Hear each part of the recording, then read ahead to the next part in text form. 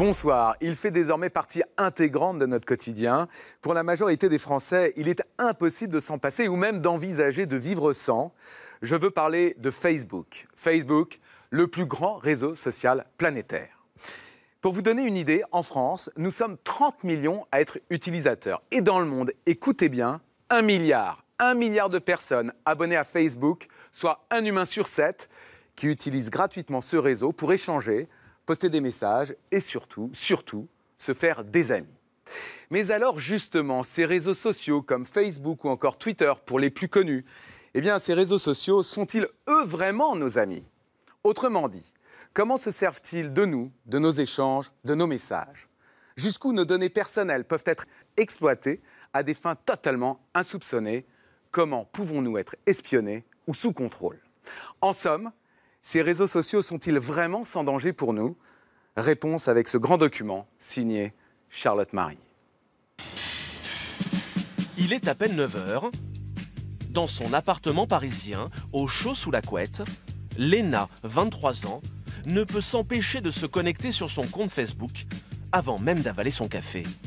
La première chose que je fais le matin, c'est de faire un tour sur toutes mes pages. Facebook, Twitter, les pages que je gère, mon blog, etc. pour savoir un peu ce qui s'est passé pendant la nuit.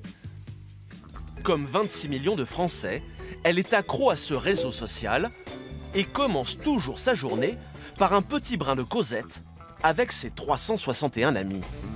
Je suis en train de parler avec des amis en direct. Là, ils sont aussi sur leur ordi ou leurs iPhones et on est en train de se parler parce qu'on a décidé de se voir plus tard aujourd'hui. Facebook, c'est le réseau social le plus connu dans le monde. Mais aujourd'hui, il en existe des dizaines et il en apparaît de nouveaux en permanence. Vous allez voir que Léna les utilise toute la journée dans toutes ses activités. Par exemple, lorsqu'elle se rend dans l'un de ses endroits favoris, commerce ou restaurant, Léna utilise un autre réseau social. Salut!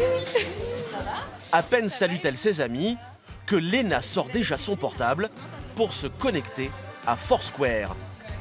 Via son téléphone, elle partage avec tous ses contacts l'adresse de cet endroit qu'elle apprécie. Et en retour, ce réseau social lui permet également de connaître les bons plans et les bonnes adresses de ses amis. Dans le monde, 45 millions d'utilisateurs font comme Léna. Ils se géolocalisent et donnent leur avis sur les endroits qu'ils visitent. Je peux voir des photos du lieu, des brunchs, etc. Je peux voir la liste de mes amis qui sont déjà venus ici, combien de fois, et puis je peux voir aussi les conseils. Et ce n'est pas fini. Lorsque Léna doit faire des emplettes, elle a encore besoin des réseaux sociaux.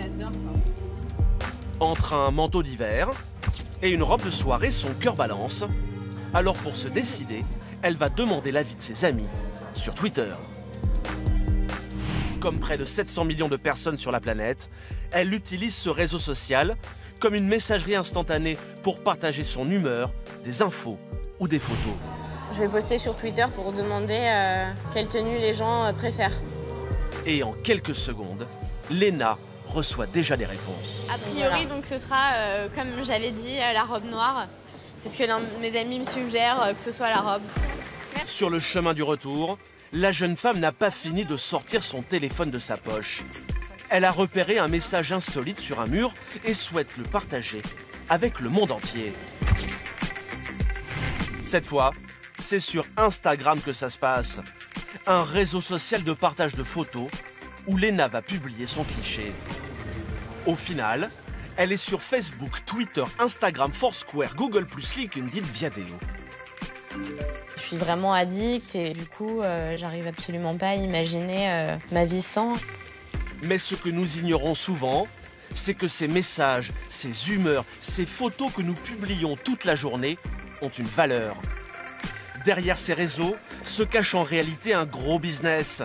Car les réseaux sociaux analysent, exploitent et rentabilisent nos données personnelles. Notre vie privée est devenue une mine d'or, le plus souvent à notre insu. Certains chiffres donnent le vertige. Toutes les 10 secondes sur Terre, 80 personnes découvrent Internet. 8000 se connectent à Facebook. 23 000 tweets sont envoyés toutes les 10 secondes. Lorsqu'il se passe un événement dans le monde, c'est sur les réseaux qu'on le retrouve. Barack Obama réélu, c'est sur Twitter qu'il partage sa joie. Un nouveau pape à Rome, un tweet du Vatican informe le monde. Les réseaux sociaux, la dernière folie du net, ils sont en train de conquérir la planète entière. Tous ces sites sont nés aux États-Unis, en Californie. Le premier à avoir remporté un succès planétaire, c'est Facebook. C'était il y a 10 ans, et au départ, c'est un jeune étudiant d'Harvard, Mark Zuckerberg, qui en a eu l'idée. Aujourd'hui, le site a réussi à rendre accro plus d'1 milliard d'internautes et affiche un chiffre d'affaires annuel de 8 milliards de dollars. Derrière lui, sont nés des dizaines d'autres réseaux sociaux qui transforment leurs inventeurs en milliardaires en quelques années. Tous les mois, de nouveaux réseaux apparaissent, bien décidés à se faire une place dans ce nouveau business. Alors, comment font-ils pour nous rendre accros à leur réseau? Quelle méthode utilisent-ils pour faire de l'argent avec nos données personnelles? Et si jamais je clique sur cette publicité, je suis invité à retourner sur le site marchand et à terminer ma commande. Jusqu'où sont-ils capables d'aller pour rentabiliser les informations que nous pensons ne partager qu'avec nos amis? Mais raconter sa vie privée, ses moindres faits et gestes, ses amours et ses amitiés à tout le monde sur les réseaux sociaux, est-ce vraiment sans danger? Comment certains pénètrent-ils notre intimité pour parfois abuser de nous? Des diffusions d'images pédopornographiques. Comment? Oui. Mais alors là, je m'en vais tout de suite. Non, vous n'avez pas le droit, vous êtes placé en garde à vue, monsieur. Nous avons voulu savoir comment certains exploitent les réseaux sociaux pour des raisons criminelles. Bonjour, ça va? Et face à ce nouveau phénomène, nous avons enquêté pour comprendre comment se défendre et protéger nos enfants. Je me dis qu'il peut aller voir, mon fils de 13 ans peut aller voir des sites interdits aux enfants. Réseaux sociaux, du rêve au cauchemar, enquête dans les coulisses de vos sites internet préférés. Plus d'un humain sur 4 surfe aujourd'hui sur le net. Et de nouveaux membres s'inscrivent chaque jour sur les réseaux sociaux. Si les sites de partage prospèrent autant aujourd'hui, c'est parce que sans le savoir, nous, les utilisateurs, leur donnons des milliers d'informations qui leur font gagner beaucoup d'argent. Et cela commence dès notre inscription. Au sud de Paris, cela fait maintenant plusieurs semaines que Sophie tente de convaincre sa voisine de la rejoindre sur un célèbre réseau social. L'objectif d'aujourd'hui, c'est de dire à Anne que Facebook, c'est pas mal. Bon, je suis pas depuis longtemps, mais je trouve ça quand même assez rigolo. Salut la miss. Hello. Pour convaincre son amie, Sophie lui explique en quelques mots à quoi sert le réseau. Par exemple, publier des photos avec un petit texte et lire les commentaires des amis. Par exemple, j'ai mis sur mon pêle-mêle du bureau le beau dessin d'Alice fait spécialement pour moi a rejoint le président la classe. Et alors après, mes amis, ils vont dire qu'ils aiment ou ils vont mettre un commentaire. Bon, c'est idiot, certes, mais voilà, moi je trouvais ça drôle. C'est pas grave. Ça mange pas de pain. Ça mange pas de pain. Alors c'est décidé, Anne va franchir le pas et contribuer sans le savoir au business du premier des réseaux sociaux. L'inscription est bien gratuite, mais en répondant à d'innocentes questions, elle va devenir une source potentielle de revenus pour Facebook. Prénom, nom, adresse électronique. Donc ça, je la marque. Très vite, Facebook va se montrer plus indiscret. Anne doit aussi lui révéler sa date de naissance. C'est obligatoire pour s'inscrire sur le site. Mais une fois son compte créé, les questions ne vont pas s'arrêter pour autant. Là, je crée, hein. Allez, hop. Vas-y, tu rentres dans la communauté. Bienvenue sur Facebook, Anne. Paramètres de confidentialité, c'est vous. Une fois inscrite, ce n'est pas encore le moment pour Anne de s'amuser. Car les questions continuent. Facebook veut toujours en savoir plus sur elle. Le site aimerait connaître les écoles qu'elle a fréquentées, le nom de son employeur, son adresse actuelle et même son lieu de naissance. Un interrogatoire des plus serrés auquel elle ne s'attendait pas. Oh là là. Ah ben là, c'est ta vie. Ah, faut que je remplisse tout ça? Oui. Le réseau social est du genre très curieux. Il veut tout savoir des passions d'Anne. Comme les films qu'elle a vus, ses livres préférés, ses lieux de vacances, la marque de sa voiture et, plus surprenant, si elle est inscrite comme donneuse d'organes. Officiellement, rien de bien méchant. Ce serait avant tout pour l'aider à retrouver ses amis et les tenir au courant de ses activités. Pourtant, Facebook a une autre idée derrière la tête. Pour s'en rendre compte, il suffit de jeter un œil aux conditions générales d'utilisation que Anne a acceptées d'un simple clic en s'inscrivant, sans même prendre le temps de les lire, un peu comme tout le monde. On ne sait pas, voilà. Mais on est d'accord. On est d'accord, parce que de toute façon, tout le monde est d'accord, donc il n'y a pas de raison. Sans le savoir, Anne vient de signer un chèque en blanc à Facebook. Elle vient en particulier d'autoriser le site à monnayer des informations qu'elle lui fournit. En clair, Facebook a maintenant le droit de gagner de l'argent grâce à sa vie privée. Vous nous autorisez à utiliser vos noms, photos de profil et informations dans le cadre d'un contenu commercial, sans vous verser de dédommagement. Et la traque aux informations ne s'arrête pas avec l'inscription. Désormais, chaque fois qu'Anne se connectera, elle donnera sans s'en rendre compte de nouvelles infos à Facebook. Ses moindres faits et gestes vont être observés et enregistrés par le site, qui va continuer dans son dos de remplir sa fiche de renseignement. Et pour l'encourager, Facebook a mis au point une arme imparable. Ce pouce levé vers le haut, le fameux like, j'aime en français. Un petit symbole a priori inoffensif et qui pourtant rapporte très gros aux géants des réseaux sociaux. Chaque fois que vous aimez la page d'une marque, d'un artiste ou d'un sportif, Facebook l'enregistre et stocke méthodiquement vos préférences. Elles lui serviront plus tard. Mais où vont toutes ces données? Où sont-elles stockées? Et à quoi servent-elles? Eh bien, instantanément, toutes ces informations voyagent depuis nos ordinateurs et parcourent des milliers de kilomètres, pour la plupart du temps atterrir ici aux États-Unis, dans des hangars géants qui appartiennent à Facebook. On appelle cela des data centers, des centres de données, des kilomètres de disques durs ultra puissants, des mémoires géantes. Dans ces machines, nos données personnelles vont être analysées, triées et classées parmi les informations de centaines de millions de gens. Ces data centers ultra sécurisés contiennent les informations qu'1 milliard d'utilisateurs ont confiées à Facebook, un vrai trésor de guerre. Et celui qui veille jalousement sur ce fichier mondial, c'est le créateur du réseau, Mark Zuckerberg. Car ces informations, le jeune milliardaire américain les revend ensuite dans le monde entier. Des milliers d'entreprises en ont besoin pour leur business et elles sont prêtes à payer cher pour ça. L'homme peut vous dire merci. Son entreprise affiche un chiffre d'affaires de près de 8 milliards de dollars grâce à vous et à ce que vous lui confiez jour après jour. Souvenez-vous, les fameuses conditions générales d'utilisation de Facebook. En vous inscrivant, vous avez accepté que le site vende les informations qui vous concernent. Or, ces informations intéressent des gens qui sont prêts à payer pour savoir qui vous êtes, ce que vous aimez. Comme ça, ils sauront exactement quoi vous vendre. Pour en savoir plus sur la politique commerciale de Facebook, nous avons sollicité les représentants de l'entreprise en France qui n'ouvrent que très rarement leurs portes. Malgré nos nombreux emails, pas de réponse écrite, c'est par téléphone qu'ils refuseront nos demandes de tournage et d'interview. Alors pour y voir plus clair, nous sommes allés voir ceux qui, jour après jour, contribuent à faire grandir la fortune du site. À Paris, c'est une petite boutique qui n'aurait jamais connu un tel succès à l'époque du Minitel. Un business lancé grâce aux réseaux sociaux. À 28 ans, Alexis a lâché le monde de la finance pour se lancer dans la confection de cookies.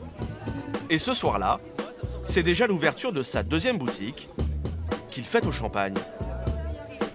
Ah bah tout le monde est servi, super. Ça va? La forme? Très bien. Sympa d'être venu. C'est cool. Pour l'occasion, il a convié tous ses amis et ses meilleurs clients, histoire de trinquer à une réussite qu'il doit en bonne partie à Facebook. Les gars. Cheers au premier milliard. Car si en un an, Alexis a pu se faire un nom dans le monde de la pâtisserie. C'est grâce à un bon réseau d'amis, un ordinateur et au coup de pouce des réseaux sociaux.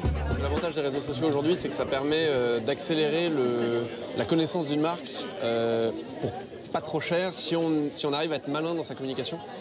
Et clairement, il y a 5 ou 10 ans, les entreprises qui se créent devaient avoir un budget bien plus conséquent que le nôtre pour arriver à avoir la même notoriété, même si la nôtre est encore toute petite. Mais si son affaire marche aussi bien, c'est grâce à l'outil que Facebook met à sa disposition, sa fameuse base de données. Vous allez voir que le réseau lui permet de piocher dedans pour trouver de nouveaux clients à partir des données que les internautes lui donnent, à leur insu.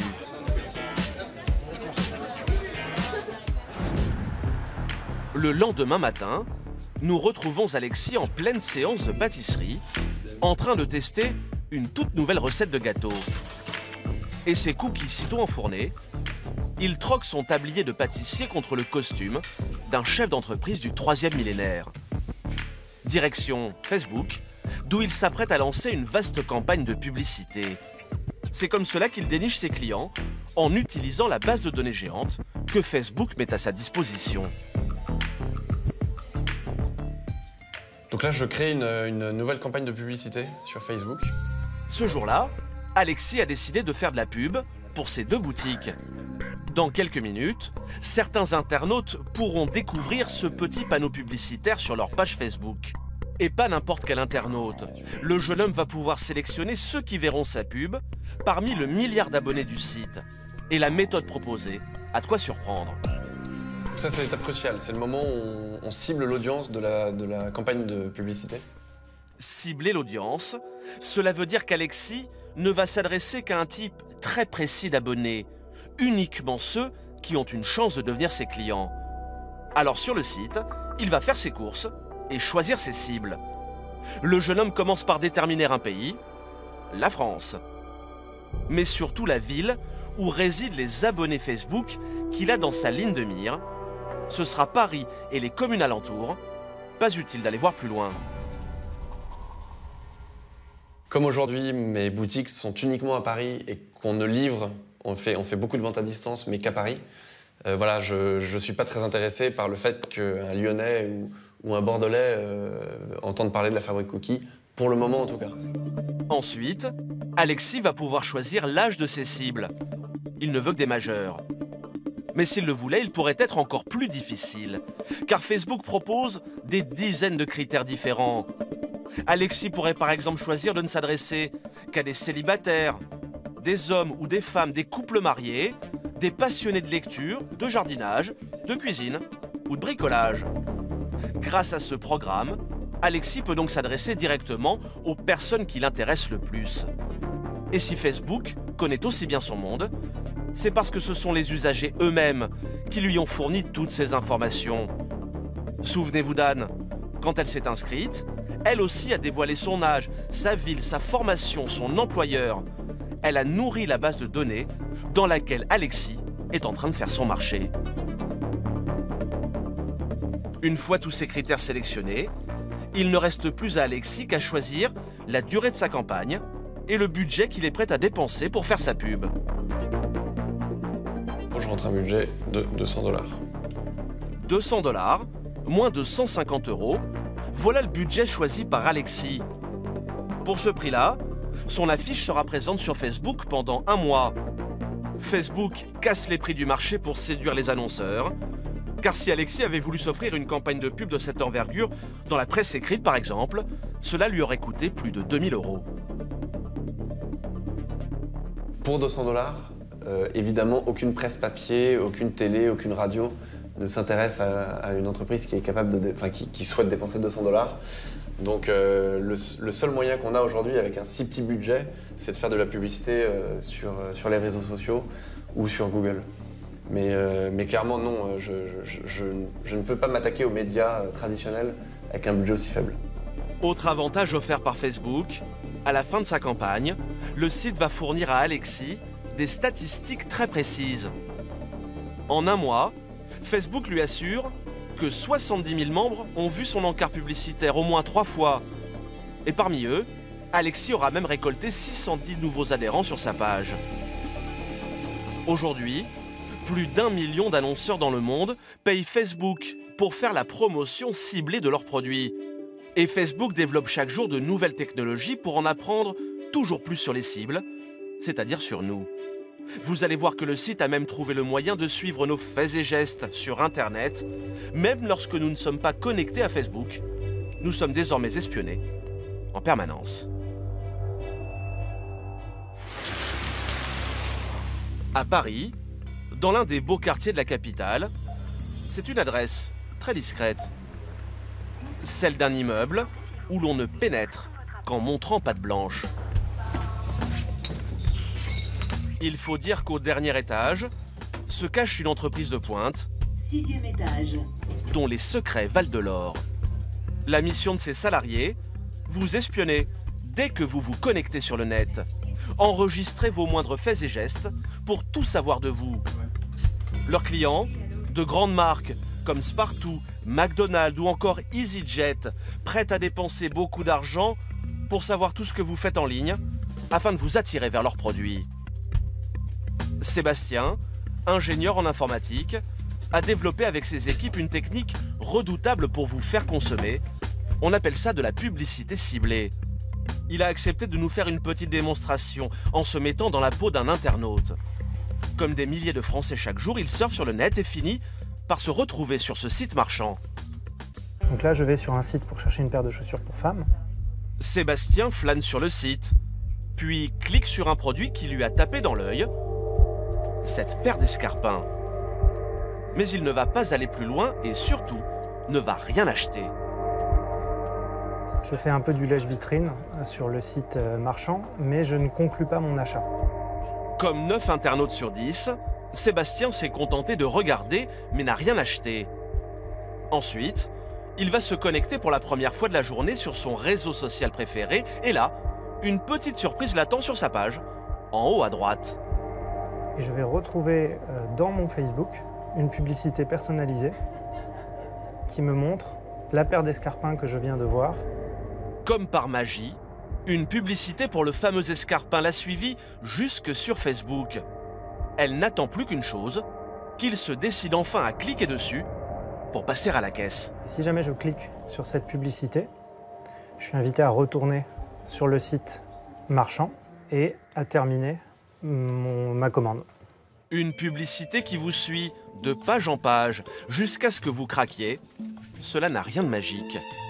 Si Sébastien et ses équipes savent très bien quel type de produit vous intéresse, c'est parce qu'ils vous suivent pas à pas lors de vos activités en ligne. Rien ne leur échappe, grâce à une petite armée d'espions qui travaillent pour eux au quotidien. Et voilà comment ça marche. Lorsque vous allez par exemple sur le site du marchand d'escarpins, vous ne le savez pas, mais il va déposer dans votre ordinateur ce petit espion qui va retenir des informations essentielles, comme le type de chaussures que vous avez vu, sa taille, son prix et la date de votre visite, même si vous n'achetez rien. Cet espion, voilà à quoi il ressemble en vrai. Une petite ligne de code composée de chiffres et de lettres, créée par Sébastien et ses équipes pour le compte du marchand de chaussures. C'est ce qu'on appelle un cookie. Lorsque plus tard, vous irez sur votre page Facebook, le cookie délivrera l'information au réseau social. Et en retour, votre page Facebook vous affichera le produit que vous avez repéré sous la forme d'une publicité. Seule une vingtaine d'entreprises dans le monde sont capables de prévoir à l'avance les publicités qui retiendront votre attention et de les restituer sur vos réseaux sociaux. Sébastien et ses troupes ont travaillé des années sur des formules mathématiques très complexes et leurs techniques sont jalousement gardées. Il y a une très forte composante technologique dans notre système et bien évidemment d'autres sociétés seraient très contentes de pouvoir bénéficier de notre technologie et de nos algorithmes pour leurs propres besoins. La publicité, c'est ce qui fait tourner Internet. Mark Zuckerberg l'a bien compris. Cette géante base de données que nous lui fournissons fait le bonheur des publicitaires et rapporte aujourd'hui au patron de Facebook près de 8 milliards de dollars de chiffre d'affaires. Seulement voilà, faire du business avec les données personnelles des utilisateurs commence à agacer. Et en premier lieu, les associations de consommateurs, comme l'UFC Que Choisir, qui récemment dénonçait les conditions d'utilisation de vos données personnelles. Facebook, Google+, et Twitter, des réseaux qui seraient trop curieux pour être honnêtes et ne respecteraient plus du tout notre vie privée. L'association de consommateurs a décidé de les attaquer en justice pour qu'ils clarifient les conditions d'utilisation de leurs services. Des réseaux sans cesse plus nombreux et de plus en plus spécialisés. On trouve aujourd'hui Instagram pour les photos, Tumblr pour créer des blogs, ou encore Vine pour les vidéos. Mais en ce moment, ce qui marche le plus et qui pourrait rapporter gros, ce sont les réseaux sociaux de rencontres. Car les jeunes raffolent de cette drague 2.0, un concept qui peut rendre millionnaires ses créateurs.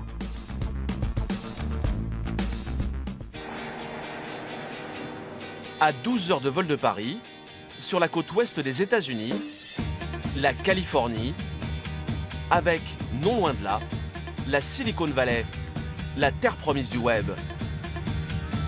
Le long de ces routes, des entreprises mondialement connues, comme le géant Google, ou un autre poids lourd du net, l'incontournable Facebook et son campus 4 étoiles. Mais c'est un peu plus au sud de la Californie qu'un petit jeune est en train de faire parler de lui dans le milieu select des réseaux sociaux. À Los Angeles, non loin de Beverly Hills, c'est un jeune homme de 27 ans qui savoure sa réussite en contemplant les villas à plusieurs millions de dollars de ses nouveaux voisins. C'est un super quartier, je l'adore. C'est magnifique, vous voyez, il fait beau, les gens sont sympas. Justin Matin, le concepteur de Tinder, l'application qui a fait de lui un homme très riche. Et aujourd'hui, le jeune homme est bien décidé à se faire plaisir. Il s'est offert de belles voitures, mais aussi une grande maison qu'il est toujours très fier de faire visiter. Vous êtes prêts ? Dans quelques instants sur D8, la suite de notre enquête sur les réseaux sociaux. Vous verrez comment sur le net, une bonne idée peut vous rendre millionnaire. Mais vous découvrirez aussi que sur les réseaux, le rêve cède parfois la place au cauchemar. Des diffusions d'images pédopornographiques. Comment? Oui. Mais alors là, je m'en vais tout de suite parce non, que... vous n'avez pas le droit, vous êtes placé en garde à vue, monsieur. Justin Matin, le concepteur de Tinder, l'application qui a fait de lui un homme très riche. Et aujourd'hui, le jeune homme est bien décidé à se faire plaisir. Il s'est offert de belles voitures, mais aussi une grande maison qu'il est toujours très fier de faire visiter. Allez. Vous êtes prêts ? Une villa à 3 millions de dollars que Justin a acquise dans l'un des quartiers les plus huppés de Los Angeles. Une maison musée. Vous voulez boire quelque chose ? Où Justin entrepose les tableaux dans lesquels il investit une partie de sa fortune. Comme cette œuvre, sa dernière acquisition. J'adore l'art. En plus, c'est un bon moyen de placer son argent. Si vous misez sur les bons artistes, c'est un bon investissement. Et si Justin aime la peinture, il n'a rien contre une bonne soirée devant la télé. Alors à l'extérieur, il s'est fait aménager cette salle de projection privée pour lui et ses amis. Voilà ma salle de ciné pour regarder un bon film. 6 grands fauteuils face à un écran géant et tout ce qu'il faut à portée de main. Et ça, c'est le bar. Comme ça, vous pouvez boire un verre en regardant un film. À même pas 30 ans, sous le soleil de Californie, Justin mène une vie de millionnaire. Tout ça parce qu'un jour, il a eu une bonne idée, la drague géolocalisée sur smartphone, et le principe de son application est tout simple. Sur votre mobile, vous indiquez tout d'abord si vous êtes un homme ou une femme, puis la distance maximale où se trouve votre cible, puis sa tranche d'âge et le sexe qui vous intéresse. Ensuite, tel un radar, votre téléphone va rechercher tous les célibataires qui correspondent à vos critères. Et d'un simple clic, vous n'avez plus qu'à indiquer si vous êtes intéressé ou pas par les profils proposés. Si l'attirance est réciproque, c'est un match. Une conversation privée peut alors débuter. Une idée qui pourrait sembler toute bête, seulement voilà, personne avant Justin n'y avait pensé. Il y avait déjà plein de réseaux sociaux pour garder le contact avec des gens que vous connaissez déjà. Mais il n'existait aucun site pour rencontrer de nouvelles personnes. Tinder, c'est ça. Ça va vous permettre justement de rencontrer des gens et d'apprendre à les connaître. Et à ce petit jeu, notre jeune millionnaire est plutôt doué. Tout le monde veut faire sa connaissance. Comme Emily, 25 ans, dont Justin découvre les photos et qui, d'un coup de pouce, va dire oui ou non. Pour Emily, ce sera oui. Christy, en revanche, ne semble pas être du goût de Justin, qui va rejeter sa candidature. Rachel aura plus de chance, c'est un oui. Ashley, quant à elle, aura même le privilège de s'entretenir avec le jeune homme. Elle m'écrit « Salut, j'habite sur la côte ouest et toi ?» Je lui réponds « Oui, moi aussi », mais je fais juste une démonstration pour expliquer comment Tinder fonctionne. C'est parti. Et malgré ses airs de playboy, Justin est devenu un redoutable homme d'affaires, très discret sur son business. Au dernier étage de cet immeuble, voilà à quoi ressemble la petite start-up qui fait parler d'elle. Un grand plateau où des ingénieurs travaillent à l'amélioration du réseau social qui monte. Toujours entouré de ses assistants, Justin, lui, a déjà tout du PDG à l'américaine qui contrôle son image et son message. Il faut dire que le jeune homme joue gros, car avec ses millions d'abonnés et la publicité qui pourrait en découler, Justin l'affirme, son entreprise vaudrait déjà des centaines de millions de dollars, et il en est persuadé, le meilleur est à venir. Il y a de très grosses entreprises qui s'intéressent à nous, mais nous ne sommes pas à vendre. On se concentre sur l'évolution, notre produit et notre développement. On a de grandes ambitions pour Tinder. Je pense qu'on va rapidement rentrer en bourse. Vous en entendrez parler comme pour Facebook ou Instagram. De jeunes entrepreneurs qui, à moins de 30 ans, jonglent déjà avec les millions. Cela fait bien des envieux. Alors aujourd'hui, pour se faire une place au soleil, certains sont prêts à aller très loin. Et c'est ainsi que sont apparus des réseaux sociaux extrêmes, des réseaux qui dépassent les limites et sont parfois même accusés de provoquer des drames. L'été dernier, l'Angleterre découvre le portrait de cette jeune fille et va tomber des nues. Anna Smith, 14 ans, une ado que ses parents vont retrouver pendue dans sa chambre. Mal dans sa peau, elle avait posé quelques questions aux internautes sur un réseau social à propos de ses problèmes d'eczéma. Ce sont les réponses très violentes qui vont finir par la pousser au suicide. Rends-nous service, va te suicider. Suicide-toi, mais surtout, ne te rate pas. Harcelée, Anna va finir par passer à l'acte. L'Angleterre apprend alors l'existence d'un réseau social que seuls les adolescents connaissaient jusque-là. Ask, un site qui, selon les médias anglais, serait à lui seul responsable de 4 suicides dans le pays. Créé il y a 3 ans, Ask compte déjà plus de 60 millions d'utilisateurs, dont beaucoup de jeunes Français. Le principe du site est simple, n'importe qui a le droit d'y poser n'importe quelle question, et les personnes interrogées peuvent répondre ou pas. En général, c'est plutôt mignon et même bon enfant. Quelle est selon toi la meilleure invention de tous les temps? Le portable. Seulement voilà, l'anonymat est autorisé et du coup, Ask est devenu un grand défouloir pour des ados inconscients ou parfois cruels. Faut pas en vouloir aux autres si t'es moche. Un peu comme une cour de récréation numérique où toutes les insultes, tous les coups seraient permis. Quand ton père sort avec ta mère dehors, pourquoi on dit le p sort sa chienne? Mort de rire, mais pends-toi sur la vie de ma mère, pends-toi, t'es inutile et t'as pas de vie. En France aussi, des drames se produisent sur les réseaux. Il y a 1 an, le suicide de la petite Marion, 13 ans, victime de harcèlement sur Facebook, a fait la une des journaux. Le problème que posent ces sites, c'est qu'ils permettent à des utilisateurs malveillants de masquer leur identité ou de se faire passer pour d'autres. harcèlement en ligne et parfois bien pire. Car dans leur traque de ces délinquants du web, les gendarmes spécialisés s'exposent parfois à de surprenantes découvertes.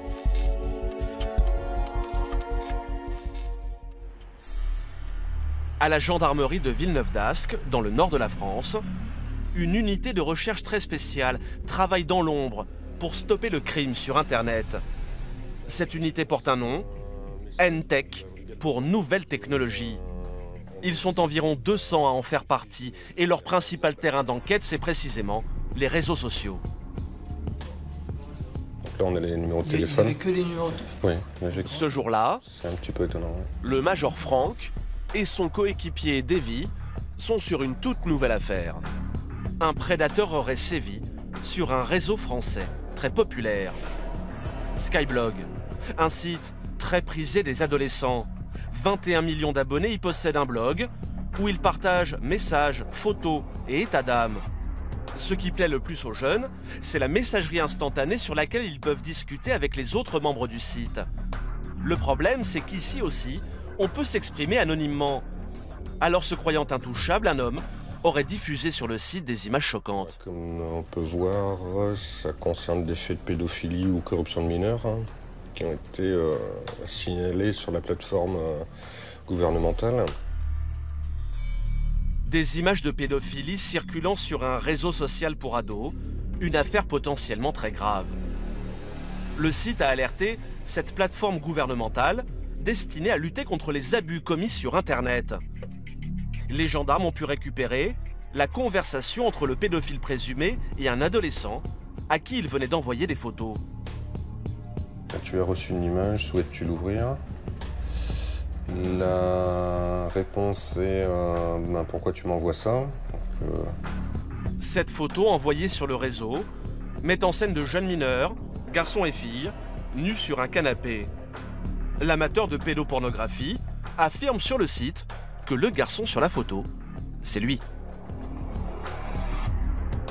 Le délinquant prétexte qu'il s'agit de lui en photo. Son interlocuteur ne le croit pas, à juste titre. Le site a gardé une copie de cet échange et enregistré des informations qui vont se révéler déterminantes. Il y en a quoi sur le gars? Alors, je vais regarder, effectivement.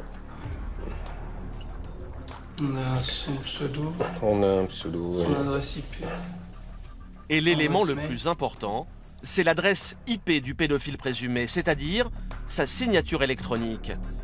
Chaque ligne Internet a la sienne, elle correspond à une adresse physique, alors les gendarmes n'ont plus qu'à remonter la piste s'ils veulent mettre la main sur l'ordinateur de leur suspect. À nous à retrouver chez lui, soit ces images, ce qui viendrait conforter les éléments de ce dossier, soit d'autres, parce qu'a priori, et j'imagine bien qu'il n'en a pas que deux, quoi. Les NTech du Nord connaissent l'adresse du pédophile présumé et n'ont plus qu'à convoquer la personne à la gendarmerie. Ils vérifieront aussi le contenu de son ordinateur et l'enquête pourrait être rapidement bouclée. Mais en réalité, l'affaire leur réserve quelques surprises. Le lendemain, l'homme mis en cause a répondu à la convocation des gendarmes. Il ignore encore pourquoi les enquêteurs lui ont demandé de venir. Il s'agit d'un père de famille, d'une quarantaine d'années, sans antécédents judiciaires, un homme a priori insoupçonnable. Mais asseyez-vous. Merci. Et le père de famille s'apprête à passer un moment difficile. Donc, monsieur, je vous ai fait venir pour des choses graves. Car le gendarme ne va pas y aller par quatre chemins. Réfléchis, je vais t'en réfléchir. Voilà. Bon, voilà, donc on a reçu un dossier de Paris. De Paris? De Paris? Ouais. De Paris, mettant en cause votre ligne internet. Internet. Pour des diffusions d'images pédopornographiques. Comment? Oui. Mais, alors là, je m'en vais tout de suite parce non, que... vous n'avez pas le droit, vous êtes placé en garde à vue, monsieur. En garde à vue pour des photos pornographiques? Pédopornographiques. Pédo, ça veut dire quoi ça? Des enfants. Des enfants? Ouais. Ah, alors là, non. Donc? Non, mais alors là... Non, mais c'est... Non, mais là, je peux même pas y... Face aux accusations, le suspect semble tomber des nues et nie tout en bloc. Alors pour le confondre, les gendarmes vont aller chercher les preuves à son domicile, dans son ordinateur. Et pour cela, ils ont besoin de l'expertise des gendarmes spécialisés, Franck et Davy. C'est bon pour toi, Davy? Pour intervenir, les N-Tech emmènent avec eux un arsenal un peu particulier. Ici, pas de gilet pare-balles et encore moins de pistolets, leurs armes à eux sont d'un tout autre genre. Des câbles, soit de téléphone, ou alors aussi disque dur pour stocker. Ils emportent également quelques logiciels spécialisés. A priori, aucun ordinateur ne peut leur résister. Des limiers du net qui protègent les jeunes internautes qui en disent trop sur les réseaux. Nos enfants, nous également, on a tendance à mettre sur ces réseaux tout ce que l'on fait, toutes nos passions, nos centres d'intérêt, et sans forcément avoir les bonnes pratiques parce qu'on ne protège pas forcément ces données personnelles. Vous allez laisser transparaître parmi tous ces réseaux sociaux des données qui peuvent être utilisées par des prédateurs. Franck et Davy vont réaliser une perquisition d'un genre particulier. Ils ne vont pas fouiller la maison, ils vont fouiller la mémoire de l'ordinateur et les comptes internet du suspect, en sa présence, comme le veut la loi. Puisque le suspect nie, ils ont besoin de trouver des preuves, sinon leur accusation ne tiendra pas. Première étape, les réseaux, à commencer par Facebook, le plus connu. Souvent, les prédateurs sexuels s'inventent une identité pour berner leurs victimes. En général, ils se font passer pour de jeunes ados. Mais ici, ce n'est pas le cas. Je regarde le profil. Ça ne présente pas d'ambiguïté puisque l'image de monsieur est bien la sienne. Il n'y a pas de doute à avoir sur l'âge et il est bien identifié comme quelqu'un de marié. Et puis on regarde le type de conversation, voir si on ne détecte pas une conversation avec une mineure, avec des propositions tendancieuses par exemple. Le profil que l'homme utilise sur Facebook est authentique. Rien à lui reprocher de ce côté-là. Et après plus d'une heure à éplucher ses réseaux et ses emails, les gendarmes ne découvrent aucune photo ni aucune conversation suspecte. Mais les enquêteurs le savent, l'individu pourrait avoir effacé les fichiers compromettants. Ils décident donc de saisir les deux ordinateurs de la maison pour en analyser le contenu en détail. Quant au suspect, il laisse suite à la gendarmerie. Sa garde à vue n'est pas terminée. Alors que derrière cette porte, le suspect continue de répondre aux questions. Dans leur labo, Franck et Davy vont analyser avec minutie le disque dur de son ordinateur. Par contre, la prochaine fois, ils prendront des gants un peu plus grands, parce que... Comme sur une scène de crime, Franck enfile ses gants. J'en ai un. Dans ce boîtier se cachent peut-être les preuves qu'il recherche depuis le début de la journée. Lecteur graveur. Type de disque SATA. Une fois le disque dur extrait, Franck et Davy vont se partager le travail. Et vous allez voir que ces geeks sont bien équipés pour retrouver tous les fichiers qu'on voudrait leur dissimuler. J'ai un résultat de 31 000 images à peu près. Donc c'est un travail conséquent quand même de visionnage. Parce que malheureusement, ça, il n'y a pas de logiciel qui le fait automatiquement. L'essentiel des images qu'on retrouve, en fait, ont été supprimées au départ. Et la personne mise en cause pense qu'elle va passer au travers des mailles du filet comme ça, mais c'est pas le cas en fait. Non. Un travail fastidieux qui va demander des heures de concentration aux gendarmes. Des milliers d'images, de conversations sur les réseaux. Aucun élément de la vie privée du suspect ne peut échapper à leurs yeux d'experts. Là j'ai 3 conversations. Ça parle de jeux sur Facebook, parce que ça parle de jouer avec des fruits, etc. Tu es là, peux-tu me débloquer Apangle SVP? Il me manque une clé. Pas grand-chose. Après un long moment passé dans l'intimité du suspect, les N-Tech n'ont pas grand-chose à se mettre sous la dent. Dans la pièce voisine, le suspect est toujours auditionné. Il sait que les enquêteurs sont en train de passer au crible ses ordinateurs. Les gendarmes espèrent que cela va le pousser à admettre la vérité, voire à passer enfin aux aveux. Je suis là pour avoir des explications, et certainement une explication Bon, je suis désolé, là, je suis complètement retourné. Hein. Moi, de toute façon, j'ai rien à cacher, je sais pas. Un suspect qui nie toujours, aucune preuve contre lui. Les gendarmes sont dans une impasse. Se sont-ils trompés? Le doute s'empare les enquêteurs. Et là, vous venez voir les NTEC, pourquoi du coup?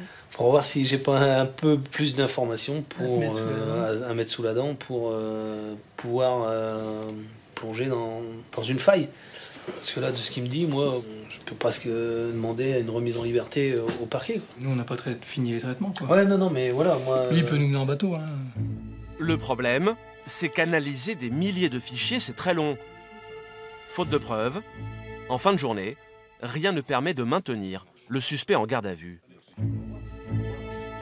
L'homme est libéré, mais l'enquête est loin d'être terminée. Car ce qui est certain, c'est que des images pédopornographiques ont bien été envoyées depuis chez lui. Et il reste un deuxième ordinateur à analyser. Malgré l'heure tardive, les NTEC replongent dans leur fouille méthodique, mais sans plus de succès. Ça, c'est la vidéo téléphone. Donc là, on est sur des fichiers épisodes de séries télé Breaking Bad. Des séries téléchargées illégalement, pas vraiment ce que l'enquêteur espérait trouver.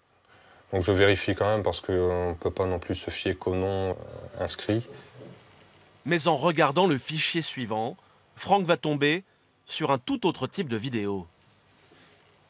Et un hit sur Russian Teens. Bon, a priori, c'est une production, mais malgré tout, ça nous donne quelque chose comme ça. Donc c'est quand même particulier, quoi. Sur ce film, de très jeunes femmes, dans des positions équivoques. Cela peut sembler choquant pour certains, mais cette vidéo ne suffit pas à prouver quoi que ce soit. On voit que c'est quand même des personnes très jeunes, mais de là à dire qu'elles sont mineures, c'est quand même difficile. Dans ce genre de dossier, il faut rester très prudent. Franck va devoir continuer à analyser toutes les vidéos. De son côté, Davy, lui, épluche l'historique des connexions du deuxième ordinateur. Avec un logiciel expert, il découvre rapidement que cet ordinateur a régulièrement visité des sites internet, pas vraiment recommandables. Il y a quand même, je crois, 5000 pages de zoophilie. En agrandissant un peu, on voit la blonde va se faire prendre par le cheval, gros chien baise sa maîtresse. Des sites internet consacrés à la zoophilie, mais également des traces de contact avec d'autres internautes sur le fameux site qui a donné l'alerte. Des profils de Skyrock, touche-moi pas XD, rouge 510, princesse Zoé 14. 14, ça pourrait éventuellement faire référence à son âge. Seximateuse, la fille du coin 60, on peut imaginer cette fois-ci que c'est pas son âge mais plutôt son département.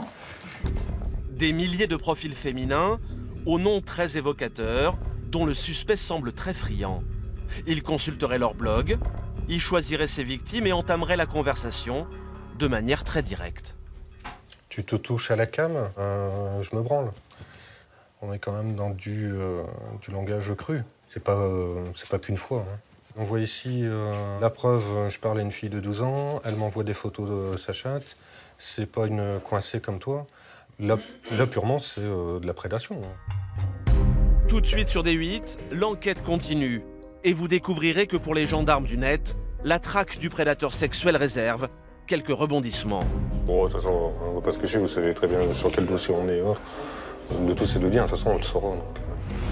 Puis nous repartirons aux États-Unis, au cœur de l'un des réseaux sociaux les plus célèbres au monde. Des milliers de profils féminins, aux noms très évocateurs, dont le suspect semble très friand. Il consulterait leur blog, y choisirait ses victimes et entamerait la conversation de manière très directe. Tu te touches à la cam, je me branle. On est quand même dans du langage cru. C'est pas qu'une fois. Hein. On voit ici la preuve, je parle à une fille de 12 ans, elle m'envoie des photos de sa chatte. C'est pas une coincée comme toi. Là purement, c'est de la prédation. Hein. Des propos choquants, qui ne semble pas toujours dérouter les victimes. La preuve, ces photos qu'il aurait obtenues d'elles. Des images prises par des jeunes filles qui n'hésitent pas à se dévoiler devant leur webcam. Quand on regarde le sexe féminin, puis on voit quand même, c'est quand même une personne jeune. Et puis, j'ai celle-ci également, quoi. On voit que même au niveau des poils pubiens et autres, il n'y a pas... Plus de doute, même s'il ne voit pas leur visage, l'enquêteur n'a aucun mal à identifier ces filles comme étant des mineurs. Donc à mon avis, tu vas être content. D'autant plus que Franck vient de découvrir un dernier élément capital qui va rapidement convaincre le directeur d'enquête. Donc moi, sur les images, voilà ce que je trouve. On voit effectivement une très jeune fille et un très jeune garçon qui, devant la caméra, montrent leur sexe. Très clairement, on voit l'activité, on voit les visages, et là on ne peut pas dire que ce n'est pas des enfants, quoi. Des images, des vidéos et des conversations. Après des heures de traque informatique, les NTEC ont réussi leur mission. En revanche, ils s'étaient trompés de suspect, car le pédophile à qui appartient cet ordinateur, ce n'est pas le père de famille, mais son fils de 18 ans. C'est l'ordinateur saisi dans sa chambre qui contient les documents pédopornographiques. Une situation totalement inattendue. Les gendarmes vont devoir retourner dans la maison pour procéder à l'interrogatoire du jeune homme, leur nouveau suspect, et ils sont loin d'avoir tout découvert. Le compte utilisé actuellement, le plus courant. Bon, de toute façon, on ne va pas se cacher, vous savez très bien sur quel dossier on est. Le tout, c'est de le dire, de toute façon, on le saura. Donc... Loin de l'image d'un homme sûr de lui qu'il donne sur Internet, le jeune homme se montre introverti, quasi muet. Mais même s'il reste silencieux, les enquêteurs connaissent maintenant ses adresses et ses mots de passe. Ils ne vont pas tarder à faire de terribles découvertes. Voilà, donc c'est ce qui nous intéressait. Sur la page du blog du jeune homme, des vidéos mettant en scène plusieurs mineurs, des images à caractère pédopornographique. Moi, la question est la suivante. Toutes ces images-là, elles sont stockées où, à part là? Vous les avez sur un autre support? Que là? Et quand vous les envoyez à quelqu'un, vous faites comment? Non, mais allez, il faut dire, de toute façon... Est-ce qu'il y a d'autres blogs que tu détiens dans lesquels il y a ce type d'image?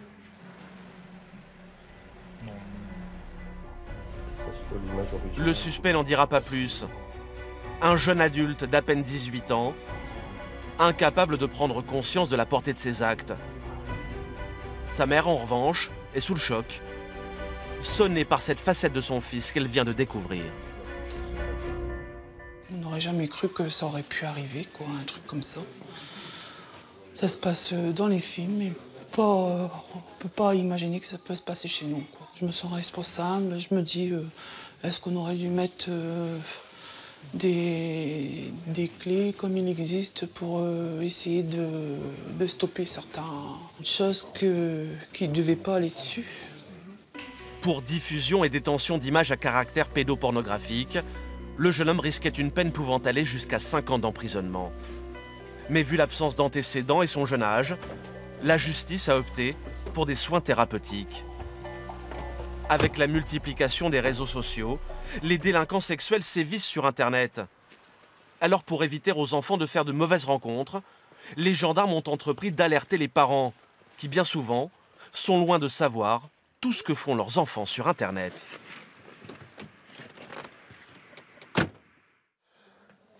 Donc, bonjour à toutes et à tous. Merci d'être venus. L'occasion de cette petite soirée... Ce soir-là, Franck et son collègue ont organisé une rencontre avec des parents d'élèves dans un collège du Nord. Une réunion sur les dangers d'Internet avec des adultes qui n'ont pas forcément compris quels peuvent être les pièges du web. Parce que je ne maîtrise pas du tout Internet et puis je m'aperçois que je suis complètement lourdé, quoi.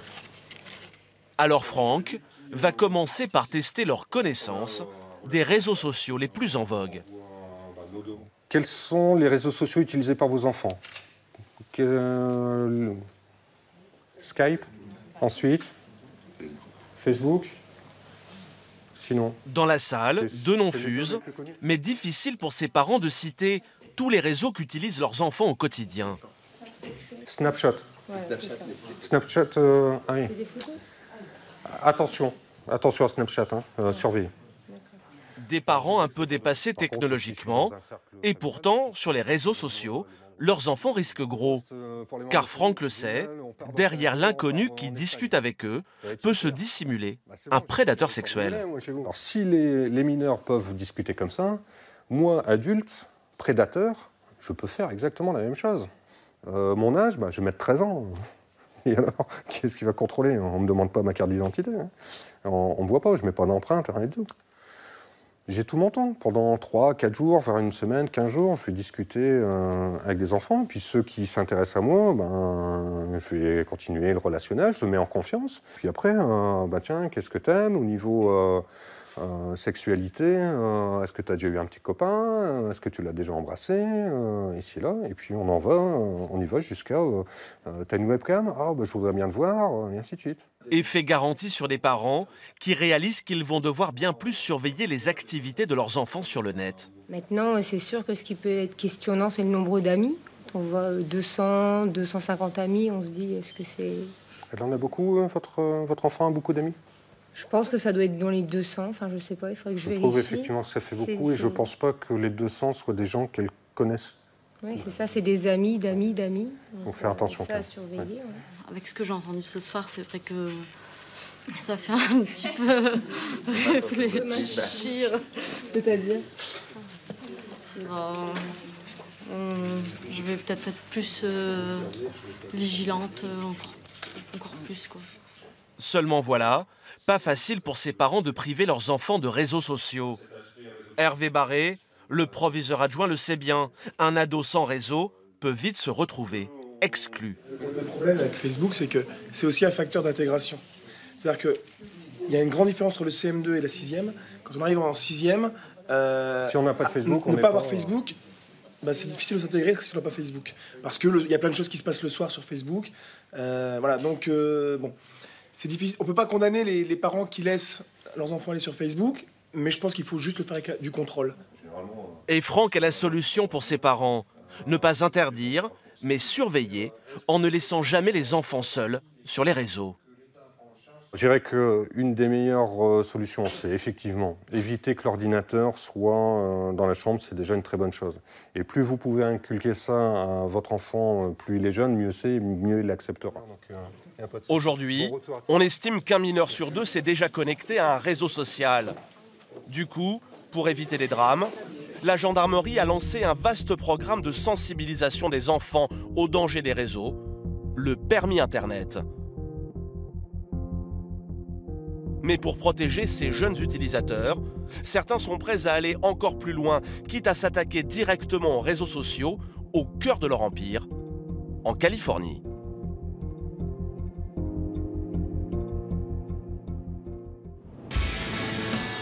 À des milliers de kilomètres de là, direction Sacramento, la discrète capitale de l'État de Californie. Sous la coupole du Capitole, un homme s'est fait une réputation dans toute la Silicon Valley. Bonjour, bienvenue. Et pas sûr qu'il y ait gagné beaucoup d'électeurs. Darrell Steinberg est sénateur de Californie et vient de remporter un drôle de combat, celui du droit à l'oubli sur Internet. Un nouveau trophée à ranger à côté de tous ceux qu'il collectionne. Là, vous pouvez voir Arnold Schwarzenegger. Tout le monde le connaît en France, non? C'est l'ancien gouverneur de Californie. On a négocié quelques budgets ensemble. On était copains, même si on n'était pas d'accord sur tout. Il y a 2 ans, Darrell le Matador est descendu dans l'arène pour combattre certains réseaux sociaux. Salut Nick, ça va? Bien et toi? Même si notre homme n'a rien d'un pro de l'Internet. Ça, c'est mon Facebook? Oui, c'est votre Facebook. Ah, ok. Facebook, un site que M. Steinberg aime bien, car on peut y écrire n'importe quoi, il y a toujours la possibilité de faire machine arrière. Vous voyez, là, vous pouvez effacer ce que vous avez écrit. grâce à ce bouton. Bon, là, on va pas le faire parce que c'est un bon commentaire, mais oui, sur ce site, vous pouvez effacer ce que vous voulez pour que le contenu sur votre Facebook soit toujours approprié et acceptable pour ceux qui le lisent. Voilà ce qui plaît au sénateur Steinberg. Une option qui permet de supprimer tout commentaire ou photo que l'utilisateur regretterait d'avoir posté sur Facebook. Le problème, c'est que de nombreux réseaux ne proposent pas cette option, comme ce site que Nick vient tout juste de découvrir. Qu'est-ce que tu es en train de regarder? C'est un site de partage pour les ados. Je voulais vous montrer les photos qu'on peut y trouver. Oh mon Dieu. Bon, cette photo, ça va encore, mais j'imagine qu'il y en a d'autres bien pires. Et le sénateur Steinberg a vu juste. Sur ce site, de nombreuses photos de jeunes gens, souvent mineurs, dans des situations peu avantageuses, en sous-vêtements ou avec de l'alcool. Teen Spot, c'est un site de rencontre pour adolescents qui fait fureur aux États-Unis. Les jeunes pensent y être tranquillement entre eux et publient tout et souvent n'importe quoi.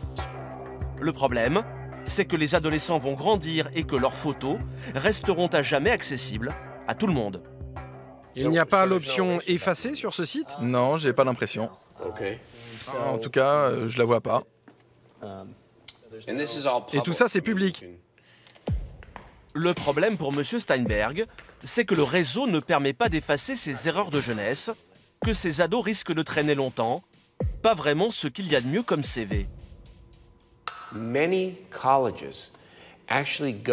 Beaucoup de directeurs d'université vont sur Google ou Facebook pour se renseigner sur le caractère des étudiants qui s'inscrivent ici.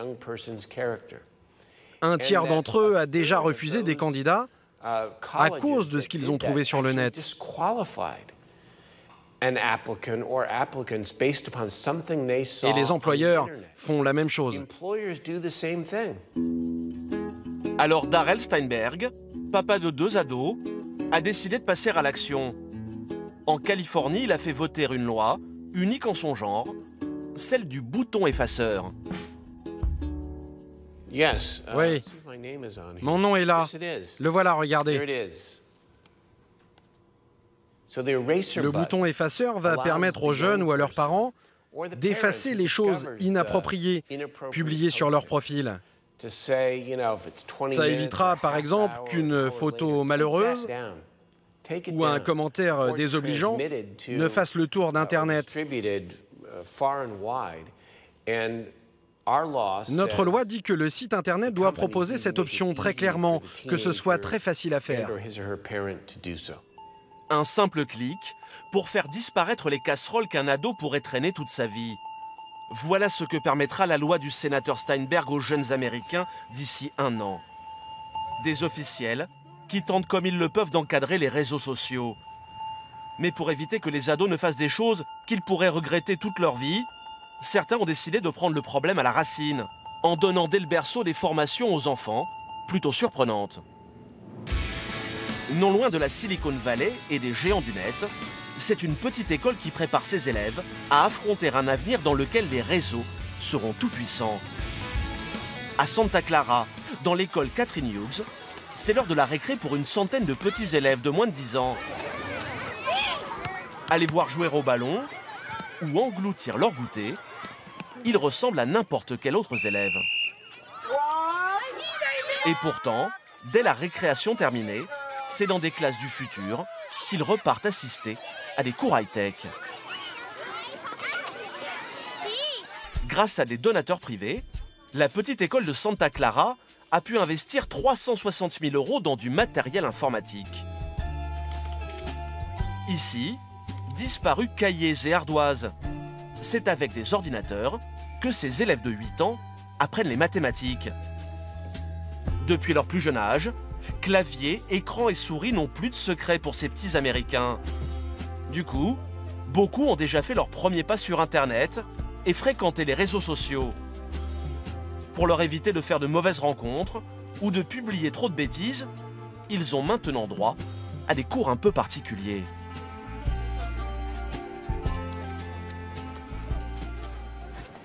Après quelques multiplications, c'est une matière inédite qu'ils vont maintenant étudier dans la pièce d'à côté, avec Jennifer, leur institutrice. Les enfants, écoutez-moi. Et levez la main quand vous avez la réponse. Et les questions qui vont suivre n'auraient jamais été posées il y a encore quelques années. Combien d'entre vous ont un profil Facebook? La majorité des élèves lèvent la main. Ils sont inscrits sur le réseau social, même si officiellement, ils n'en ont pas le droit. Vous n'avez pas 13 ans, je fais comme si je n'avais rien entendu.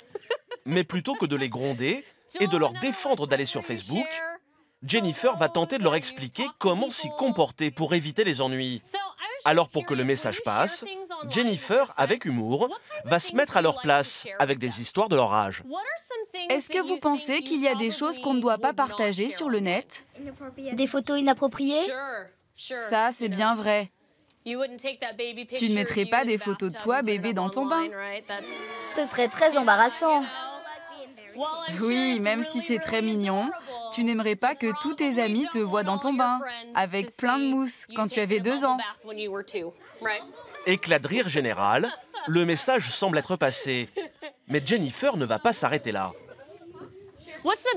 Quel est le meilleur moyen de ne pas mettre sur Internet quelque chose que vous ne voudriez pas qu'on voit? Bien sûr, parfois on peut effacer, mais comment être sûr de ne pas faire de bêtises? Ne pas le mettre sur Internet. Tu ne le mets pas du tout, exactement. Surtout, réfléchissez bien. Réfléchissez longtemps avant de poster quoi que ce soit sur Internet. Réfléchir avant de cliquer. Le mot d'ordre est affiché sur tous les murs de l'école. Apprendre à ses enfants à se comporter sur les réseaux, ici c'est devenu une matière comme une autre, aussi importante qu'apprendre à lire ou compter. Ils utilisent la technologie depuis qu'ils sont bébés. Donc, ils sont bien plus à l'aise que moi, au même âge qu'eux. Alors, je pense qu'il faut leur parler de tout ça très jeune. Sur comment se protéger sur le net, est-ce qu'on peut y écrire ou pas. Parce que ces enfants vont passer toute leur vie en ligne. Une vie entièrement numérique. Moi, je n'ai découvert Internet que lorsque j'avais 16-17 ans. Mais ces enfants ont commencé à jouer sur Internet au berceau. Donc je pense que c'est vraiment important de les prévenir le plus tôt possible. Ces internautes de moins de 10 ans ont déjà bien conscience qu'Internet a la mémoire longue et qu'il ne faut pas y mettre n'importe quoi. Mais qu'en sera-t-il les prochaines générations? En Californie, le Far West du 2.0, des sites comme Facebook, Twitter ou Instagram apparaissent sans cesse. De nouveaux sites qui se créent pour tous les goûts et tous les âges. Chaque jour, des entrepreneurs ont une nouvelle idée et se lancent dans l'aventure. Mais seuls quelques-uns réussissent à sortir du lot et décrochent le jackpot. À San Francisco, le soleil vient de se lever. C'est une nouvelle journée qui commence au royaume des réseaux sociaux. Ici, chaque année, des milliers d'ingénieurs du monde entier viennent tenter leur chance. Et l'un d'entre eux a vite réussi à se faire un nom. Dans le quartier branché de la ville, c'est l'heure de partir au travail pour Michael, 25 ans. Cela fait 2 ans que cet ingénieur né au Havre vit au cœur de San Francisco. Là, c'est la chambre. C'est un peu le bazar, donc il va falloir m'excuser un peu. Michael est une vedette montante des réseaux sociaux. Et ce qui a lancé sa carrière, c'est son travail sur l'un des sites de partage de vidéos les plus visités au monde. Voilà, ça c'était YouTube avant. Ah, quelle horreur. Quand vous consultez une vidéo sur YouTube, vous ne vous en doutez pas, mais c'est Michael et son équipe qui ont conçu la nouvelle interface. Ça, c'est quand j'ai commencé à rejoindre l'entreprise. Ça commence déjà à être un peu plus clair au niveau visuel, etc. Et cette présentation-là, c'est le second redesign massif du site. Quand on regarde le site aujourd'hui, je suis responsable de beaucoup de choses, même si je ne travaille plus chez eux. Donner un coup de jeune à YouTube, rien de tel pour se bâtir une réputation éclair dans la Silicon Valley. Et aujourd'hui, c'est le réseau social qui monte, qui a fait appel à son talent. Cela fait 5 ans que Michael vit aux États-Unis. À 20 ans, son diplôme d'informatique en poche, il quitte la France en emportant quelques habitudes avec lui. À la française, ils ont des croissants qui sont quand même assez bons. Donc j'hésite pas et je les emmène souvent au taf en fait. Malgré son petit sourire et ses allures de touriste, Michael sait qu'il a la pression, car l'entreprise qu'il a recrutée est une start-up à la croissance fulgurante. Pinterest. En moins d'1 an, ce site est devenu le 3e réseau social le plus fréquenté des États-Unis. Son nom, Pinterest, pourrait se traduire par « épingler ses centres d'intérêt », car c'est un site de partage d'images et de bons plans sur la toile. Sur son profil, un utilisateur peut épingler les images de tout ce qui lui plaît sur Internet, comme par exemple les chaussures qu'il rêverait de s'acheter, de bonnes idées de recettes, ou encore les voyages qu'il aimerait faire. Pour réunir ses trouvailles sur son profil, il lui suffit d'aller sur le net, comme par exemple sur un site de déco. Si une lampe plaît à l'abonné, il n'a plus qu'à l'ajouter à sa page perso en cliquant sur ce petit bouton rouge, le Pin It. L'image va alors se retrouver directement sur son profil. Quand l'abonné retournera sur Pinterest, la lampe qu'il a fait flasher sera bien rangée sur sa page. Plus besoin de retourner sur le site. Il y a encore 4 ans, Pinterest n'existait pas. Aujourd'hui, plus de 60 millions de personnes l'utilisent et l'entreprise pèse près de 4 milliards de dollars. À 2 pas du géant Twitter, en plein San Francisco, voici donc le siège gigantesque de cette nouvelle entreprise du net. C'est ici que travaille Michael, notre informaticien. Il est 9h. Hey, bonjour. Morning. Et dès qu'il passe les portes de l'entreprise, c'est dans un monde a priori merveilleux qu'il prend place. Une ambiance de travail à l'américaine, dans le plus pur esprit start-up. 1000 mètres carrés de plateau, une décoration soignée et de drôles de bureaux sur lesquels les 200 salariés du groupe peuvent travailler debout ou assis. Michael est ce qu'on appelle un codeur. C'est lui qui programme le site internet du réseau social. Mais le jeune homme ne va pas tout de suite se mettre devant son ordinateur. Car souvent, la première chose à faire le matin, salut les gars, c'est de participer à une réunion plutôt inhabituelle. Pas question de rester vautré sur les canapés. Les réunions se tiennent toujours debout. Allez, au boulot. Un bon moyen pour gagner en efficacité. C'est plus court comme ça. Si on s'asseyait, ça durait trop longtemps. Oui, le but de ces réunions debout, c'est qu'elles soient très courtes pour aller très vite à l'essentiel. Comme on est debout, on n'est pas très à l'aise. Ça évite que ça dure trop longtemps. Lors de cet échange, Michael et ses collègues vont devoir chacun leur tour expliquer aux autres où ils en sont de leur projet. Allez, parlons un peu de ce qu'on a fait cette semaine. Ok, moi j'ai corrigé des bugs sans m'arrêter. Et nos informaticiens semblent très contents d'eux-mêmes. J'ai travaillé les performances du site, mais je dois encore améliorer sa vitesse. Mais le grand héros du matin, cela semble être Michael, le français de l'équipe. Ça y est, j'ai lancé le Japon. Pendant que Michael est à plein régime sur le lancement du site au Japon, d'autres travaillent au développement du reste de l'Asie, de l'Europe et de l'Amérique latine. Le site internet poursuit sa conquête du monde. À la tête de cette petite armée, cet homme, l'un des 3 fondateurs du site. Avec sa barbe hirsute et sa tenue décontractée, on a du mal à croire qu'Evan Sharp est un patron à succès. Il a bien voulu nous consacrer 1 heure de son temps afin de nous expliquer les secrets de sa réussite. Il y a 6 ans, alors étudiant à New York, il rencontre ses 2 futurs coéquipiers, Ben Silverman et Paul Sciarra. Tous 3 férus de collections en tout genre, les 3 copains s'amusent à créer un petit site internet qui permettait de partager leur passion entre amis, l'ébauche de Pinterest. Mais ce n'est qu'un simple passe-temps. Ben Silverman va faire ses premiers pas dans le monde de l'internet chez le géant Google. Evan, son diplôme d'architecte en poche, va rejoindre la Silicon Valley. Il vient d'être embauché dans une jeune entreprise très prometteuse, Facebook. Chacun de leur côté, ils apprendront les rouages des géants des réseaux sociaux avant de se lancer dans l'aventure. J'étais chargé de dessiner l'interface du site. À l'époque, la boîte était plus petite, il y avait moins d'utilisateurs. Je m'occupais de construire des profils, des gadgets. J'ai appris beaucoup de choses sur comment diriger une compagnie, comment faire lorsqu'elle grandit. Et aujourd'hui, je sais ce qu'il faut faire ou ne pas faire lorsqu'on touche un très grand nombre d'utilisateurs. Evan va démissionner pour rejoindre ses deux amis et fonder Pinterest.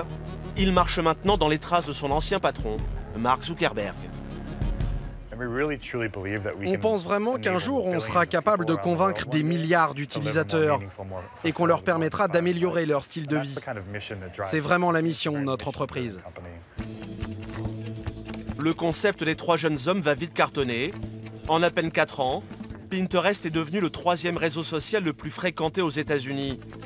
Du coup, les investisseurs se bousculent et ont injecté dans l'entreprise près de 4 milliards de dollars. Et pourtant, le site ne fait pas un seul dollar de bénéfice. Sa richesse, ce sont les 60 millions d'utilisateurs du site dans le monde. Mais un petit nouveau vient de faire son apparition dans l'open space. Sagement assis sur son canapé, c'est à peine si on le remarque. Et pourtant, Steve a une mission capitale, faire gagner de l'argent à son employeur. Il est ce qu'on appelle un monétiseur. Celui que les startups du web embauchent pour transformer leurs abonnés en billets verts. Et notre monétiseur a vite cerné tout le potentiel du site qu'il emploie. LinkedIn, Facebook et Twitter ne servent qu'à connecter des gens entre eux. LinkedIn, c'est pour le travail, Facebook pour les amis. Avec Pinterest, les gens se connectent à des produits, des choses qu'ils ont, qu'ils veulent, qu'ils aiment. Alors, mettre un peu de publicité sur notre site, ça semble bien plus naturel. Pour que Pinterest gagne de l'argent, Steve a fait rentrer de la publicité sur le site. Il compte employer les mêmes méthodes que Facebook. Quand les utilisateurs consultent les pages, comme celle-ci consacrée à la beauté, ils tombent sur des conseils et des photos d'autres membres. Mais plus seulement. Steve y a glissé très subtilement les publicités des marques. Des encarts publicitaires qui ont tout l'air de conseils beauté et pourtant, quand Steve clique dessus, il le redirige directement sur le site commerçant pour qu'il passe à la caisse. Pour l'instant, les marques ne paient pas pour être sur Pinterest. Mais grâce à cette gigantesque base de données, Steve sait bien que les annonceurs n'hésiteront pas à mettre la main au porte-monnaie. Un jour, ils voudront que beaucoup plus de monde voit leur pub. Et peut-être nous payer pour que, disons, 2 millions de personnes la voient. Là, on est en train de réfléchir au prix qu'on leur demandera. Mais c'est l'idée. Ils nous paieront pour que leur publicité apparaisse partout sur le site. Le rêve de Steve, que Pinterest marche sur les traces de son glorieux aîné. L'an passé, Facebook a empoché près de 8 milliards de dollars grâce aux annonceurs. En moins de 10 ans, bon nombre d'entrepreneurs de la Silicon Valley, âgés d'à peine 30 ans, sont devenus les rois des réseaux sociaux, connus dans le monde entier. Grâce à leur concept, ils empochent des millions de dollars, un business qui cartonne et fait rêver outre-Atlantique. En France aussi, de plus en plus d'entrepreneurs ont créé des startups dont la renommée n'est aujourd'hui plus à faire. Jacques-Antoine Granjon et son célèbre site de déstockage, vente privée, Xavier Niel, patron de Free, ou encore Marc Simoncini, le créateur de Mythique. Des success stories à la française qui poussent de plus en plus de petits nouveaux à se lancer dans l'aventure du web. Dans l'Est parisien, ce dimanche soir, c'est soirée-concert pour Gilles et ses amis.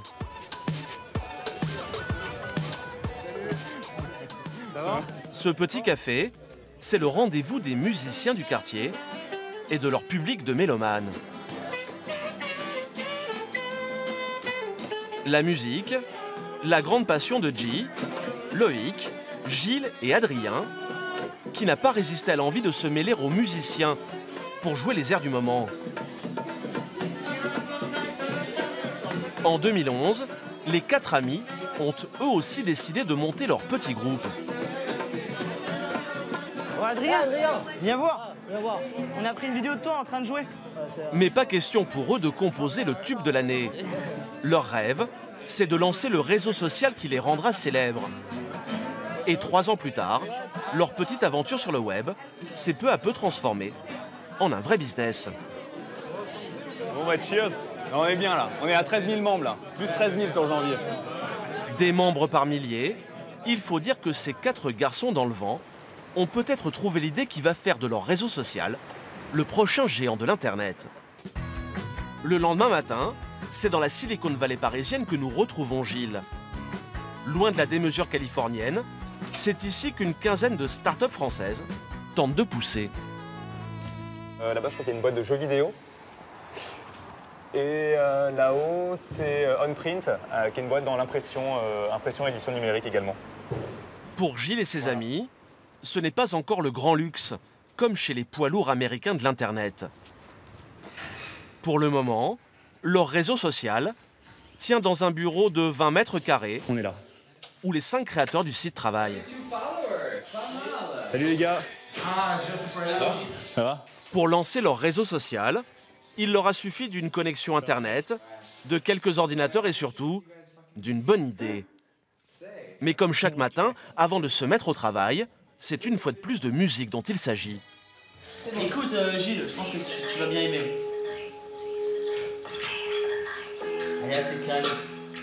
Non mais je l'ai ajouté ça déjà. J'aime bien ça, c'est quoi, c'est qui ça? C'est Lord. Ah c'est Lord. C'est un remix. La musique sur Internet, un secteur qui cartonne et qui a déjà donné naissance à de grands noms du web, comme Deezer, Spotify ou encore SoundCloud.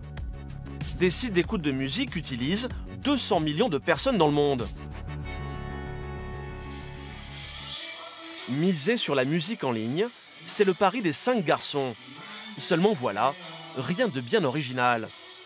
Alors pour se démarquer de leurs concurrents, ils ont décidé de lancer sur le net un réseau social entièrement consacré à la musique. Sur sa page, par exemple, Gilles peut poster tous les morceaux qui lui plaisent, histoire d'en faire profiter ses amis, et réciproquement. Donc je m'abonne au profil des autres personnes et je vais avoir en temps réel toutes leurs découvertes musicales. Mais ce n'est pas tout. Pour séduire les utilisateurs, ils ont inventé un petit gadget très pratique. Quand Gilles découvre une musique qui lui plaît sur Internet, comme par exemple sur YouTube, il n'a qu'à cliquer sur ce petit bouton pour que le morceau rejoigne son profil. Très pratique pour enfin réunir toute sa musique préférée dans un seul et même endroit. Aujourd'hui, il y a des millions de musiques qui sont en ligne sur le web, sur des plateformes comme YouTube, SoundCloud, Vimeo, Deezer. Et en fait, on s'est dit, est-ce que ce ne serait pas génial de pouvoir créer un service qui permette de collecter et partager toute la musique qu'on trouve en ligne, mais à un seul endroit. Et donc Wide permet de collecter et de partager toute la musique qu'on aime sur son profil. Cela fait maintenant 1 an que Wide est en ligne. Alors ici, comme chez Facebook ou Pinterest à leur début, une donnée intéresse au plus haut point Gilles et ses amis. L'avenir de leur bébé en dépend. Bon bah les gars, on fait un petit point peut-être sur les derniers chiffres, sur les membres qui rejoignent la communauté. Et on a des plutôt très bonnes nouvelles. Là. Donc plus 60% de croissance sur les membres qui rejoignent la communauté sur le mois de janvier. Et là, voilà, il y a entre 600 et 1000 personnes qui rejoignent la communauté tous les jours depuis 3 semaines. Donc, yes quoi, we nail it. Bonne nouvelle pour les garçons, même si l'audience de leur site est encore confidentielle, elle ne cesse de grossir. On se considère déjà important aujourd'hui parce qu'on a des gens qui utilisent notre produit, on est hyper heureux et notre service, on est hyper heureux avec ça. Après, là, il n'y a pas encore 100 000 membres sur Wide, mais je pense que 100 000 membres, ça sera déjà une belle preuve que le concept séduit et plaît. Dans le business des réseaux sociaux, c'est toujours le nombre d'abonnés qui fait la valeur d'une start-up. Et là encore, même si Wide ne gagne pas d'argent, les premiers investisseurs ont fait leur apparition persuadés qu'il y a de bonnes affaires à la clé. Ça va ? Salut, ça va ? Comme Serge Allen, un entrepreneur renommé dans le monde de l'Internet. Tu viens là? C'est la première fois, ouais. Enfin, je t'ai déjà dit. Il y a 5 mois, son ami Gilles l'a convaincu d'investir 10 000 € dans le réseau social. Et pour la première fois, Serge va découvrir ce qu'est devenu son argent. Il synchronise tous les sas. Voilà. Les gars, Serge. Salut. Enchanté. Serge, enchanté. J.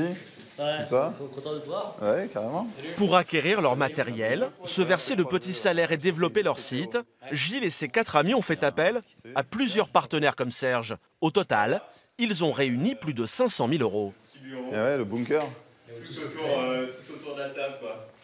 Sur la consommation. Alors forcément, ces partenaires comme Serge veulent savoir comment les 5 garçons comptent un jour gagner de l'argent avec leurs milliers d'abonnés, et Gilles a déjà de bonnes idées. Voilà, les gens qui nous disent j'aimerais bien acheter ma playlist, pouvoir télécharger peut-être directement, même si on est sur du streaming, mais récupérer toute ma playlist, la voir en MP3. On a des gens qui vraiment nous demandent ça. Avec un peu cartonné. Donc... Serge est rassuré, mais l'investisseur le sait bien. S'il veut que Wide gagne beaucoup d'argent, il faudra séduire des milliers d'abonnés supplémentaires. C'est toujours ce qui fait la valeur d'une entreprise et Wide semble être sur le bon chemin. Il y a un potentiel. Parce qu'une fois qu'on a une certaine masse critique et une base d'utilisateurs, on peut faire des choses en fait avec cette base-là. Et c'est un indicateur extrêmement important qui aussi démontre le potentiel de viralité et donc d'adoption du service pour peut-être derrière découler vers un modèle économique qui fasse gagner de l'argent, qui pérennise un petit peu l'activité. Des milliers d'abonnés qui un jour deviendront peut-être des millions, séduits par la bonne idée des 5 entrepreneurs.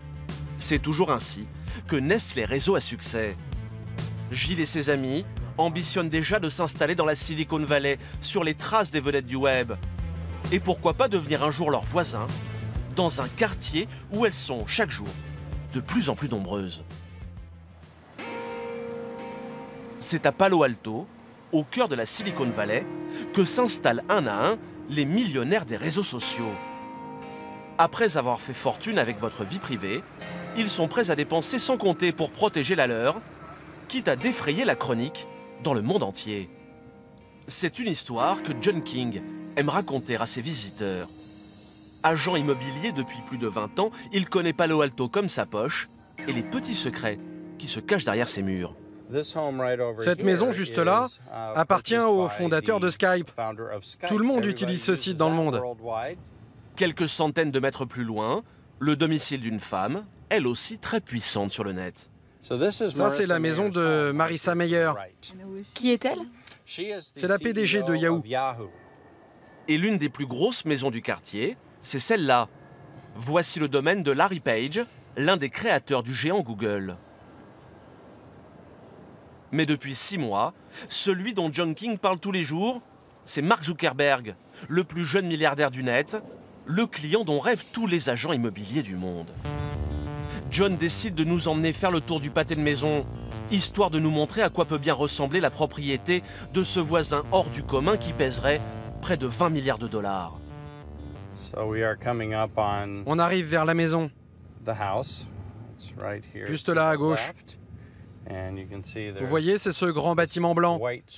Et là, c'est la porte d'entrée. Derrière ces haies et le mur de briques, nous voici donc devant la résidence du créateur du réseau social le plus célèbre au monde. Nous sommes juste devant la maison de Mark Zuckerberg, juste derrière ce portail. Il y a 2 ans, le patron de Facebook a acheté cette maison pour 7 millions de dollars. Une résidence de 500 mètres carrés, avec 5 chambres, une piscine, un solarium et un grand jardin. Mais quelques mois plus tard, Mark Zuckerberg va également acheter les 4 maisons qui entourent la sienne. Pour convaincre ses voisins de vendre, il va leur proposer de doubler le prix de leur maison. Zuckerberg n'avait pourtant pas besoin de s'agrandir, simplement de régler un petit problème. Ça, c'est la première maison qu'il a achetée lorsqu'il a appris qu'un complexe immobilier allait être construit à cet endroit. Il se doutait qu'il se tramait quelque chose, alors il a directement contacté les propriétaires de la maison. Il a même engagé une équipe de négociateurs qui s'en est occupée. Ils ont parlé avec les propriétaires et leur ont carrément demandé leur prix. Car un promoteur voulait acheter la maison voisine, y bâtir un complexe résidentiel et faire de Zuckerberg l'attraction du quartier. Alors pour avoir la paix, le jeune milliardaire a racheté tout le pâté de maison pour la modique somme de 30 millions de dollars. De quoi faire ricaner la presse du monde entier, qui va moquer les efforts du jeune homme pour protéger sa vie privée, alors qu'il a bâti sa fortune en exploitant celle des autres. Et le business des maîtres des réseaux sociaux n'est pas prêt de s'arrêter. Car le temps de ce reportage, près de 50 000 personnes ont découvert Internet, plus de 4 millions d'internautes sont allés sur Facebook, plus de 12 millions de tweets ont été publiés. Et le rythme ne cesse de s'accélérer.